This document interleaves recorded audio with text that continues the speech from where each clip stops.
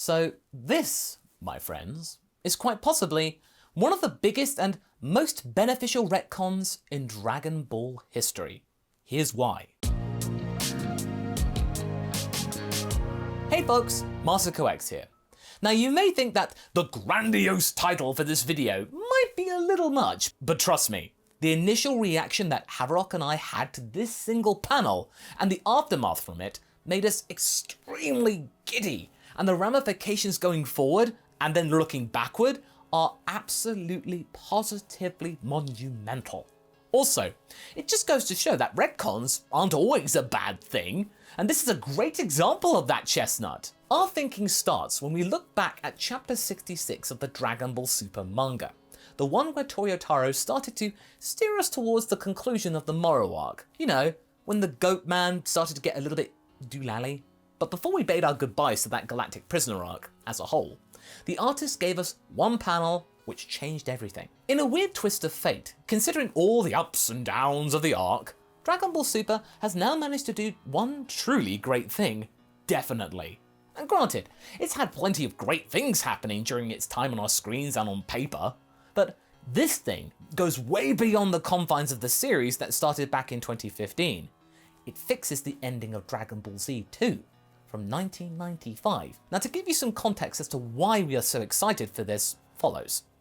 A while ago, we stated that Toyotaro might have a problem with not understanding the good payoff, that the build-up he usually provides us for story beats doesn't really warrant the final outcome, leading to disappointing conclusions and an overall sour taste in our mouths. Now that doesn't mean he'll never learn though, and this proves it. So after rereading through the entire Moro arc, we have our evidence. We have to mostly withdraw that statement that we were saying, because it turns out that there were indeed some plants and things seeded after all. Some of them smarter than we normally would give him credit for, but the most important one was Oob. Yes, we know about Oob being around somewhat prior to now. The Dragon Room really liked to provide many little tidbits of the young boy he is before he originally makes his debut. It's almost as if they're like, hey, guys, remember Oob? He's coming. He's coming soon. But that's turned out not to be just a singular occurrence, nor something that has no other layers to it. The reintroduction of the Grand Supreme Kai was an interesting creative choice that has something to do with Oob, to many of us in the fandom. But the Grand Supreme Kai being there is actually a welcome sight, considering Buu's role in the saga.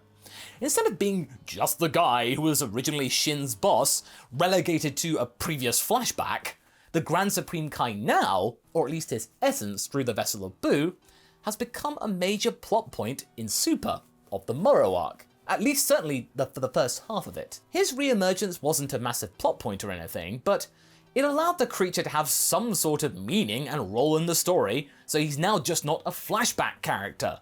He's a practical one, other than being the butt of samey jokes. Also, it makes Buu relevant, is that after all is said and done, when his main time in the spotlight had been completed, everything he did and what he meant, it would just go on to be just eating, sleeping, and allowing Hercule to cheat in the tournaments for all eternity. Or a combination of all three, sometimes at once. Going from the universe's greatest menace to a freeloading pile of pink goo, which is a pretty poor use of his potential really, considering all the crazy powers he has access to. There's a lot you can do with this character really when you boil it down, and thankfully that's been more of the case these days. He's actually being used. However, before we got the likes of the events of the Moro arc, it was very puzzling to us and frustrating why this was the case that Buu was spurned, as even some of the biggest Frieza fans when he was introduced for Team Universe 7 in the Tournament of Power was sort of reluctant to witness that time when Buu had fallen asleep before the tournament. It was a repeated joke. It wasn't funny back in the Universe 6 arc. No, not funny here either. It was a tired joke at the beginning, and it was the sight of a tired being, tired in more ways than one. But yes, true, we can see some reasons as to why having Buu in Team Universe 7 would have been a little over the top. After all, his abilities would make him a little bit broken. In fact, really broken. He could heal people easily, he could avoid pretty much any attack, and as long as a small, minuscule part of him was left in the arena, everyone could keep a bit of Buu in their pockets, he could always reform and remain in the ring until the time limit was over, It means that Universe 7 would always win. He is very broken for a contest based on martial arts skill. But on the other hand, there were fighters in the arc that could have been capable of dealing with Boo, so they could maybe justify him being knocked down, and I don't know. There are arguments for both. So as long as Boo remained in one piece and wasn't squirreled away somewhere, I think you could make it work in a way, but in a pretty smart move though, that we really must give credit for Toyotaro. He maybe, with the help of Toriyama, planted the idea in a throwaway line during the said arc that while Boo retained some of the personality of the Grand Supreme Kai, his powers had been expunged, used elsewhere, with his other half, the half that was dwelling within Super Boo, then Kid Boo, and then destroyed by Goku, seemingly then reincarnated to Oob, but they didn't know that at the time. As far as they were concerned, all those powers were gone. Oob, though, was always an odd character, even back in the day when things were much simpler. At first glance, it was a great decision for the sake of diversity. A very powerful human, thank you. A character of colour with whose powers impressed even Goku, thank you again. But you could have left it at that, and things would have been pretty okay in of itself. I mean, that's what it was for the longest time. But then, when you dig more deeply, Goku's interest in him felt a bit random at the time, considering what he was in a previous life. Oob didn't have any memory of his past incarnation and the fight with Goku as Kid Boo, and so to see this guy, Goku, crazy about him, talking about all these weird things happening in the past that he doesn't remember, then wanted to go train with him and inviting himself to his home, it was really bizarre that he would drop everything for this random kid who may amount to nothing. It may just be a flight of fancy. Though I suppose treating Oob as a new being that has inherited the powers of Kid Boo seems to be a better explanation. Still though, it wasn't the best way to end things unless you were going for the whole training up the next generation shtick, which is what they did, and we sort of went along with it. Some people though feel it's unearned, and that Oob got an unfair buff, whereas some people do love Oob. But the main issue we have was Goku dropping everything to train him. And mind you, it wasn't entirely out of character, but it felt a little bit bitter, and a little over the top, and way too callous, especially for Pan. We even made a video about this a few years ago, alluding to Goku's selfish nature, and how cruel he was to Pan, despite promising to train her for years. It's kind of the reason why in the Raditz Turn Good What If, I had it that Pan would openly reject Goku's invitation to train, and instead wanted to work with Auntie Ranch. But going back to the discussion video though, you should check it out after this one, even if Chapter 66 has slightly outdated it. In fact, this very video's main purpose is to kind of update the former video. Also, GT kind of wasted Oob's potential too, after giving him a pretty decent arc with Marju, then not allowing him to do anything, then coming up with the excuse that, oh, I got absorbed and all that stuff deliberately. Yeah. So that ambitious ending to Dragon Ball Z, one of the most iconic in anime history, was almost all in vain. Huh. That was a shame. Oh, silly Marjube. However, that all changes. The end of Z changes. Yet the events of it don't. Now, you have Goku, given what we know, with a valid and very good reason for being so happy to see Oob, and then go on to train him. Goku now is paying a debt, of sorts, for saving his and their lives, for saving the world and galaxy, as well as for energizing him in an hour of need. Of being someone that can help this young boy to deal with the God Key that he now knows is inside of him, and then maximize it for however he wished to use it. It's not as selfish anymore. He wants to reward this young boy for his efforts when he was 5, the rough age of when Gohan had oodles of potential. So, you could almost compare Oob to Gohan in terms of being a young lad and having untapped power ready to be explored. We initially thought that Beerus' disappearance may play a huge role in a future rift between Whis and Beerus, explaining why they're not there in the end of Z. But now seeing Beerus return in Chapter 67, that's now sort of belated their apparent disappearance. And the Grand Priest considers that transgression of Beerus, of the cosmos, to have been made up for. And no, we don't think that Beerus saying that he will never forgive Goku for the punishment that he endured undeservedly, that's not going to evolve into a grudge. That's going nowhere. It's clear that in that scene, it's played mostly for gags. Like, oh, Goku, I'll get you next time, grrr. You know, laugh track. We also need to remember that the two deities also do not share their knowledge with the Saiyans willingly. There's plenty of things they've not told Goku and Vegeta, because they either don't need to know, or they don't want them to know.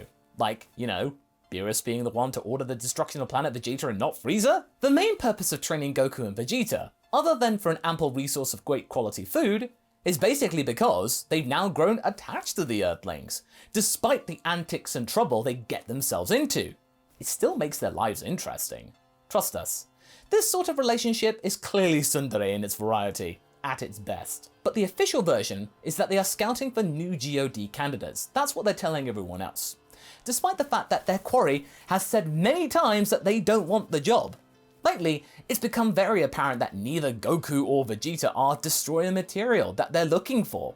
They just simply don't have the will, or drive, or motivation to act it out correctly, the way they want it to. They care too much. Also, we know that Oob doesn't go off to train with Whis and Beerus before the end of Z, so Oob's out. So, without Beerus or Whis, Goku and Vegeta are the only ones that can guide Oob. So, why doesn't Vegeta get in on this? Kakarot has finally learned to see the prince as a family man, and thusly chose not to pull him away from something he clearly seems to enjoy and appreciate more and more as the years go by. Goku being considerate? And also, God Ki seems to be something that you have to do in seclusion. You can't just do it in the backyard or anything like that. It's not your typical training session. You need to focus on it directly, from the source, with people who are either born with it or are masters in it. Beerus and Whis, or Goku. It can be pretty destructive, if unchecked, and requires a special type of preparation. Seeing how Goku had admitted that he was mistaken about the sensu, and observing that despite he is smiling in the Peaceful World saga, he does seem to be a bit off in terms of his mood, you may believe that maybe this is the point when he's actually starting to mature, that he's starting to settle down and head towards middle age and a more pragmatic existence and perspective on things. Well, okay, we hope it sticks this time. Now that we know about God Ki, maybe he decides that such type of training is not a thing for a child that little to do, as well as especially someone who doesn't even have God Ki yet. Oob at least has God Ki. Maybe for the first time in his life, he realized that instead of undergoing unnecessarily perilous training, a child should have, you know, an actual childhood? Goku thinking about someone else for a change? Wow. And this is something that Pan could be spared until she was good and ready to take up martial arts and want it. Yes, we understand that it sounds a little bit too deep for the likes of Goku, but this is a possibility. And also, it doesn't stop him from taking her to train later on, when she's grown up a little bit. At the end of the day, we know that some people weren't too thrilled about the prospect of the Grand Supreme Kai mentioning to Oob that he had helped save the universe, but you have to remember that this can easily be fixed. As we stated in our review for chapter 66, that at the time of this happening, Oob is a little kid, he's like 5 years old. He was unsure if he actually saw that weird pink man or whatever happened, and what he really did. To the boy, it felt like he was in a dream or something like that. And I reckon that a lot of you don't remember everything that you saw or did when you were 5. So odds are, he's probably forgotten about it by the time he gets to the tournament. And yes, Gohan can recall some of the events from his early childhood, I hear you say. But keep in mind that he is a half Saiyan, they mature faster than humans, and that's just because they have to be battle ready. And also, he's got plenty of friends who are around to jog his memory a little, help him recall stuff. And what's even more memorable is the fact that the Grand Supreme Kai then faded into Boo's consciousness once again. This time, maybe for good, without fulfilling Dende's fanboy fantasy. Sorry Dende, that was really harsh. You see, the thing is that this feels perfect for this particular arc.